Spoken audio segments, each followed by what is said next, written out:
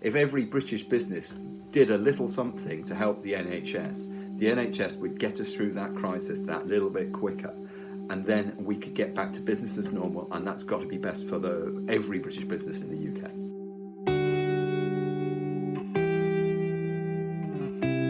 Wheels for Heroes is something that started when St. Bart's reached out to us and said, could we borrow some bikes? And we have a Brompton bike hire fleet.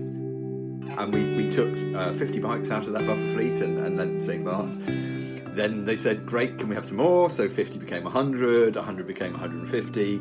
And then we're aware that it kind of spread organically around the NHS, being used from hospitals as far south as Portsmouth and all the way up to Manchester. And suddenly we sit here today and we have, and I'm looking on the screen now, 282 bikes lent out to NHS key sector workers. So this is where we now face a challenge. We have just short of 600 NHS key sector workers who have signed up, and we're now at the point, if in order to satisfy this gap and actually supply all the other NHS workers who'd love to use them, we have to get more bikes into the fleet. And this is why we've launched a crowdfunder campaign, and we're hoping to raise sufficient funds to be able to manufacture another 1,000 bikes. The more we've done this, the more feedback, the more positive feedback we've got from the NHS and things like that. But what we've been overwhelmed by is the sheer number of personal messages from NHS workers or friends and family of the NHS just saying how wonderful it is.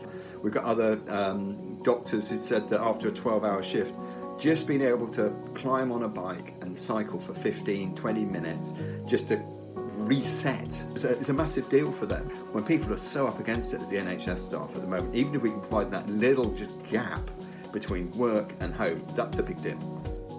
This is a pause rather than a crash, and I think if businesses can kind of start thinking in those terms, but also thinking beyond COVID, because there will be beyond COVID and it will change the way that some businesses work.